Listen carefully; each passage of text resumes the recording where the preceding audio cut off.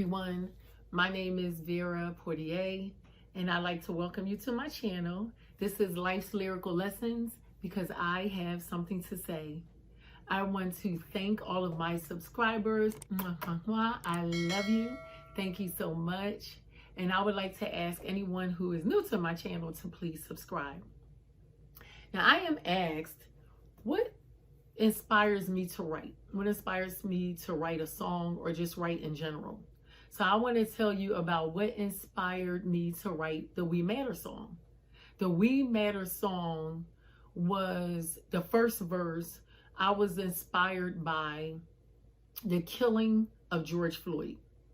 George Floyd's killing was so brutal, inhumane, devastating. There are so many words that I can use to describe that horrific act of his death. And I just really felt prompted or compelled to just write about police brutality without justification. And I want to believe that my song contributed to why a lot of the police are being held accountable. Okay. It can also be because you can't deny video. Social media has really opened up the floodgates for videos. So, you can't do anything and get away with it now. It's no longer your word against mine. And when I speak, what I'm speaking about, and who I'm speaking about rather, are people who look like me. There is definitely inequality, unfairness, and things like that having to do with the police and police brutality. Things have definitely gotten better. In my opinion, I think things have gotten better. In Philadelphia, their police can no longer just pull people over by profiling or because they have a broken headlight. Basically, profiling just allows a police officer to basically harass someone. You can't just pull someone over without just cause. And that has happened often to, again, people that look like me. It happened to me. Well, let me take that back. It didn't. I was not pulled over unjust. Little did I know. Tell you a quick story. So I'm a veteran. I was in the Air Force. I was activated for Desert Storm. I'm telling my age a little bit. And I was doing my cousin a favor. I was running an errand for her, and I was driving her car. Now, when I got pulled over, the cop approached my car very, very hostile. So hostile that I rolled down my window about an inch, and I asked him, why did he pull me over? He's just screaming, Caucasian cop, screaming. So I rolled the window back up, and had I had a cell phone, I probably would have called 911 on him, but he beat me to it because he called he asked me to get out of the car. I refused.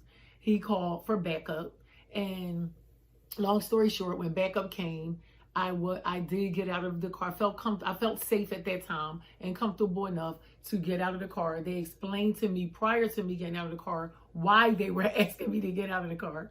Who knew that she took the license plate off of her Jetta and put it on whatever kind of car I was driving? So it was reading as a stolen car. Little did I know, because of course she didn't give me that tidbit of information. So yes, when you're driving someone's car, you might want to check the credentials, make sure everything is good to go. So anyway, long story short, he towed the car, and I walked back to the base with a duffel bag, in uniform, carrying her. She was an Aerovac medic, carrying her equipment. It was crazy.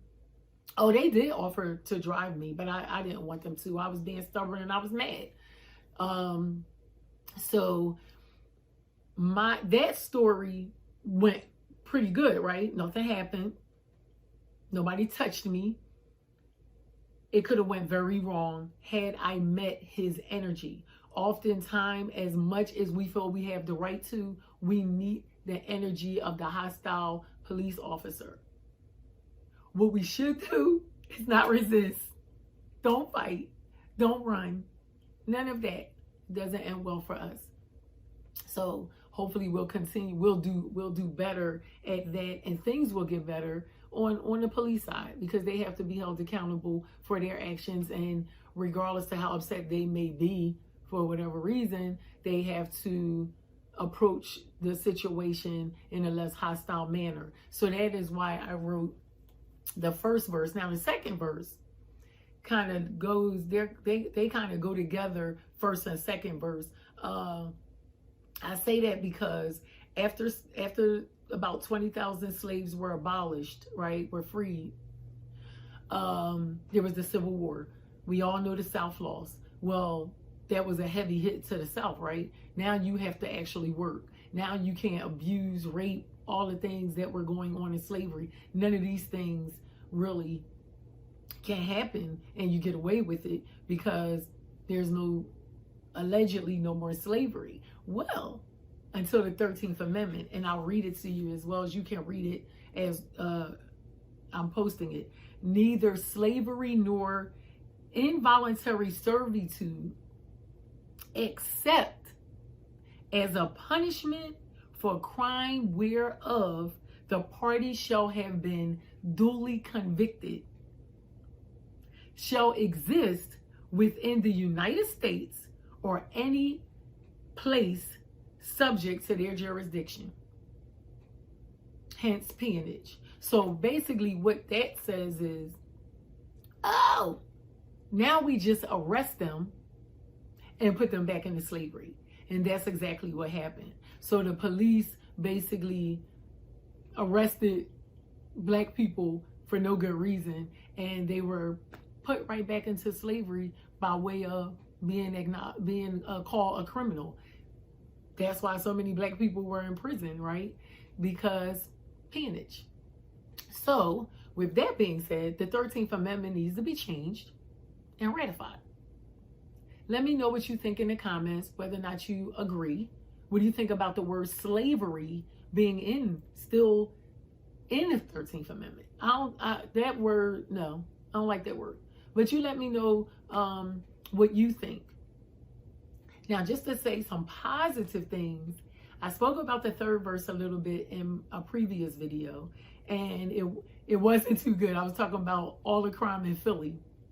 But a good thing, and one of my favorite parts of the video, was the family part. So when the mom and dad walked in on their son who had a gun in his hand, and the dad rushed over, took the gun out of his hand, and gave him a hug.